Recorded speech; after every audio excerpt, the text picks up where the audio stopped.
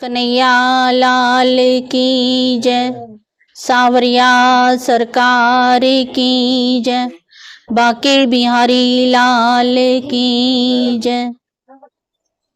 आज हम जिसको हम गौ माता कहते हैं, हम माता क्यों कहते हैं, गौ का पूजन क्यों करते हैं, ये हमें क्या देती है और कहते हम क्या हैं। जय गौ माता, जय गौ माता, गूंज रहा है मंत्र महान। जय गौ माता, गूंज रहा है मंत्र महान। सुखद सुमंगल विश्व कामना, जीव मात्र का हो कल्याण। सुखद सुमंगल विश्व कामना, जीव मात्र का हो कल्याण। तो गौ माता हमें क्या देती है। हमारे शास्त्रों में एक श्लोक आता है, हमारा जीवन किस लिए है। धर्मार्थ काम मोक्षेषु, धर्मार्थ काम मोक्षेषु, वैचक्षण्यम कैलासु च, करोति कीर्तिम प्रीतिम च, साधु काव्य निषेवणम। अच्छा काव्य पढ़ने से, अच्छी बातें सीखने से हम एक साधुत्व को प्राप्त करते हैं। साधु काव्य निषेवणम, इससे हमें क्या प्राप्ति होती है। धर्म अर्थ काम और मोक्ष की प्राप्ति होती है। इन सारी चीजों की प्राप्ति हमें गौ माता से भी होती है। आज जानिए कि आप कैसे गौ माता के द्वारा धर्म की भी प्राप्ति करेंगे, अर्थ की भी प्राप्ति करेंगे। अर्थ कहते हैं धन को, काम यानी हमारी इच्छाएं भी कैसे पूरी होंगी, और हमें मोक्ष की प्राप्ति भी कैसे होती है। तो सभी चीजें जो प्रदान करती हैं, धर्म अर्थ काम मोक्ष, वो हमारी गौ माता है। इस प्रकार से आप इसको आज जानेंगे। यदि हम गौ माता की सेवा करते हैं तो धर्म की प्राप्ति होती है सेवा करने से, और गौ की सेवा करने से पर्यावरण की सुरक्षा भी होती है। और पहले हमारे पूर्वजों का व्यवसाय भी था गोपालन। भगवान कृष्ण ने भी गौओं की रक्षा की, गोपालन किया, इसलिए भगवान कृष्ण गोपाल कहलाए। बोलिए कृष्ण कन्हैया लाल की जय हो। क्यों? क्योंकि भगवान को भी गोपाल कहा है, और हम गाते भी हैं, गोपाल बोलो श्री गोपाल बोल, गोविंद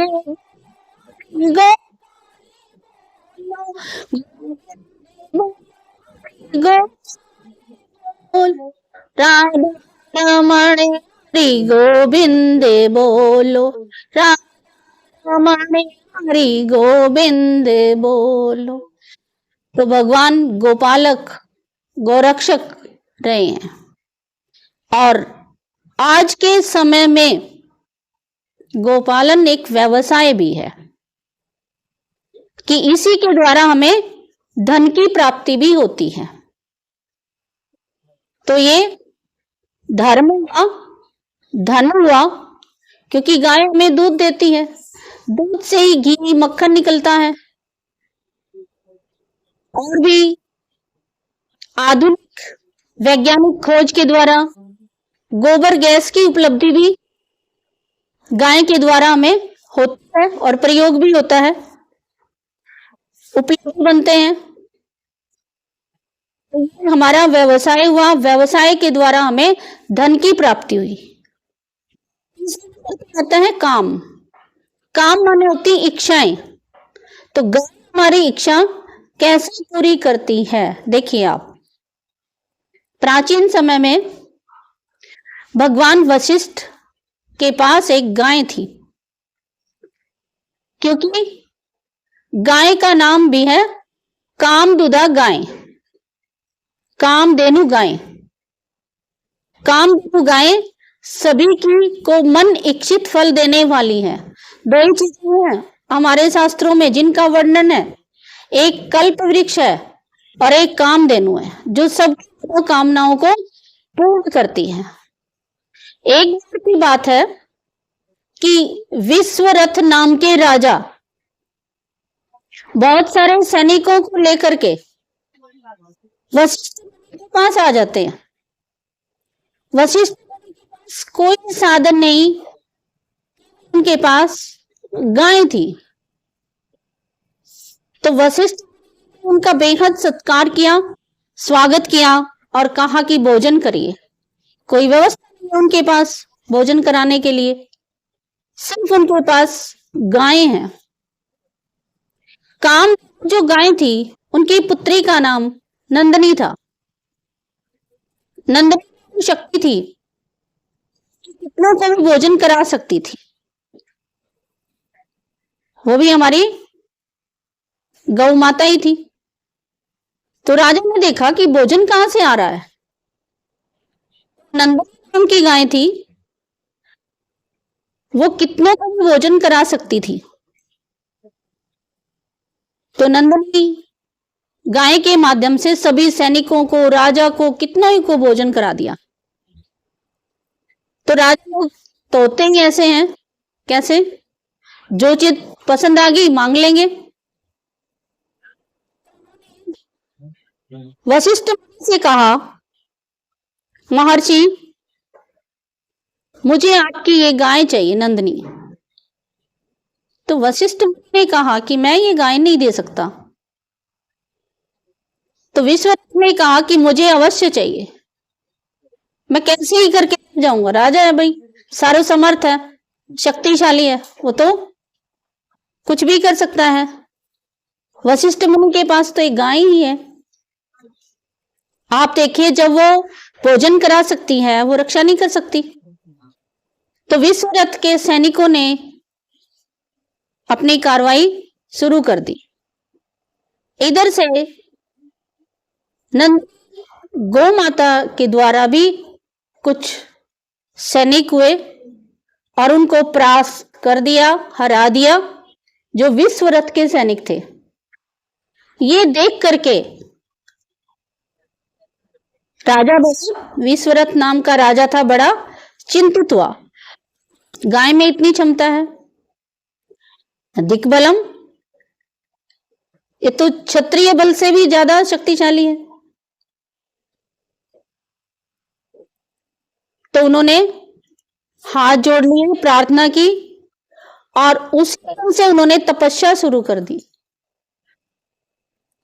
उन विश्वरथ का नाम हुआ विश्वामित्र। और ये जो गाय है, देखिए वशिष्ठ मुनि पर समस्या आई। एक तो उन्होंने भोजन कराया, ऊपर से उन्हीं के ऊपर प्रहार हुआ। तो किसने रक्षा की? गाय ने रक्षा की। ऐसे यदि आप अपने परिवार में गाय पालते हो, तो आपकी भी गाय क्या करती हैं? रक्षा करती हैं। शक्ति आपके परिवार पर गाय आने नहीं देती। और जब भी कभी आपकी गाय बीमार हो, तो आप ये सोच लीजिए कि आपके घर में कोई समस्या आने वाली थी, उस समस्या को उस गाय ने अपने ऊपर ले लिया और आपको क्या रखा? सुरक्षित रखा। तो गाय हमारी रक्षा करती है। कहते हैं धर्मो रक्षित रक्षति। यदि हम धर्म की रक्षा करते हैं तो धर्म हमारी रक्षा करता है। ऐसे ही यदि हम गाय की पालना करते हैं तो गाय हमारी रक्षा करती है। आपके घर में गाय है तो आपके घर में आया हुआ अतिथि भूखा नहीं जाएगा। कैसे? आपके होगा ही होगा, मक्खन घी भी होगा, दूसरा भात आपके घर में होगा। आप उससे क्या बना सकते हैं? मीठे में खीर भी बना सकते हैं। गाय का दूध स्वास्थ्य वर्धक होता है, हानिकारक नहीं होता। आप देखिए, गाय का दूध उपलब्ध नहीं है, गाय है नहीं घर में, तो हम कौन कौन सी टी पीते हैं भाई? बताओ जरा। ग्रीन टी कहेंगे, लेमन टी कहेंगे, और भी पता नहीं ब्लैक टी कहेंगे। कितनी प्रकार की टी पीनी शुरू कर दी, और वो टी पीते पीते T T T T T T करते रहते हैं, क्योंकि घर में गाय नहीं, गाय का दूध नहीं, और गाय के दूध जैसा स्वाद कहीं नहीं है। वो खुद ही क्या, जो गाय घास खाती है वो ग्रीन होता है, अब उसी की टी बना करके पीने लगे, उसी को क्या कहते हैं? ग्रीन टी पी रहे हैं हम, तो बड़े खुश होते हैं, क्योंकि जो स्वास्थ्यवर्धक चीज है वो हमारे पास है नहीं, और इनसे भी हमारा स्वास्थ्य ठीक होने वाला नहीं है। श्रीमद् नारायणी नारायणी नारायण श्रीमन। देखिए आप, पहले आप रोटी पर घी रख के खाते थे, मक्खन घी, लेकिन आजकल बीमारियां इतनी हो गई हैं कि कहते हैं हमें तो क्या है, केवल फुल्का दे दो, वो भी बिना चुपड़ा हुआ, क्योंकि असली चीज मिलती नहीं है। पहले हम